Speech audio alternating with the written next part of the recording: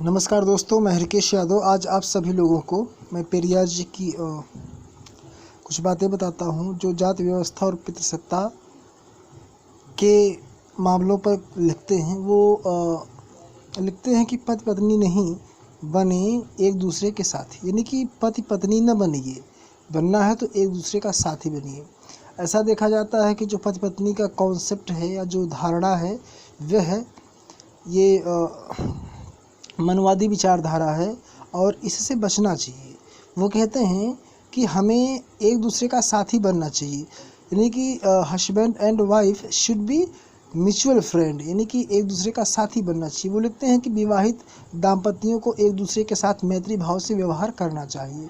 किसी भी मामले में पुरुष को अपने पति होने का घमंड नहीं होना चाहिए। पत्नी को भी इस सोच के साथ व्यवहार करना चाहिए कि वह अपने पति की दासी या रसोइया नहीं है।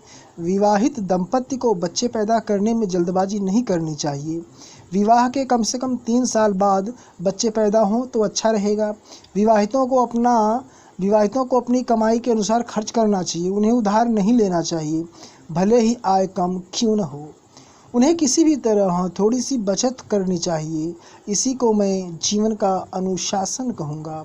विवाहित लोगों को एक दूसरे के प्रति सरोकार रखने वाला होना चाहिए। भले ही वे दूसरों के लिए ज़्यादा कुछ न कर पाएँ, लेकिन उन्हें दूसरों का अहित करने से बचना चाहिए। कम बच्चे होने से ईमानदारी और आराम से जीवन व्यतीत किया जा सकता है। विवाहित लोगों को अपने जीवन को दुनिया की वर्तमान परिस्थितियों के अनुकूल ढालने के लिए हर तरह से प्रयास करना चाहिए।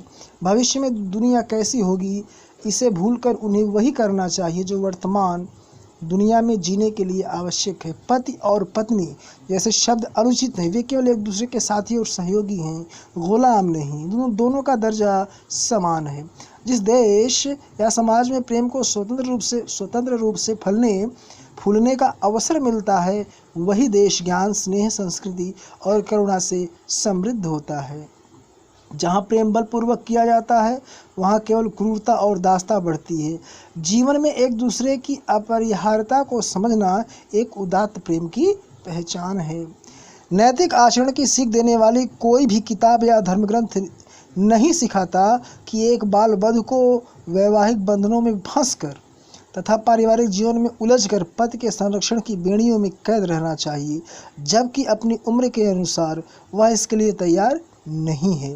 नागरिकों और पुलिसों दोनों को अवैध विवाह से संबंधित लोगों के खिलाफ कानूनी कार्रवाई करने का अधिकार होना चाहिए। वो लिखते हैं कि नैतिक आचरण की सीख देने वाला। फिर वो लिखते हैं कि विवाह को केवल लैंगिक समानता तथा स्त्री पुरुष के बीच समान व्यवहार के सिद्धांत पर अनुबंधित किया जाना चाहिए, अन्यथा यही बेहतर होगा कि महिलाएं तथाकथित पवित्र वैवाहिक जीवन से बाहर एकल जीवन जिएं। स्त्री पुरुष की गुलाम बनकर क्यों रहे। विवाह पर किए जाने वाला खर्च लोगों की 10 या 15 दिनों की औसत आय से अधिक नहीं होना चाहिए। एक और बदलाव लाया जा सकता है कि विवाहोत्सव को कम दिनों में मनाया जाए।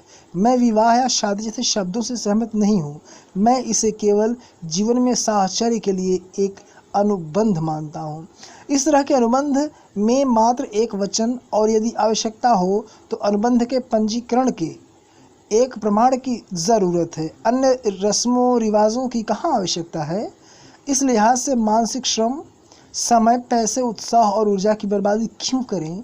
समाज में कुछ लोगों की स्वीकृति पाने और अपनी प्रशंसा सुनने हेतु लोग 2 या 3 दिनों के लिए विवाह में अतार्किक ढंग से अत्यधिक खर्च कर देते हैं, जिसके कारण वर वधू और उनके परिवार पर लंबे समय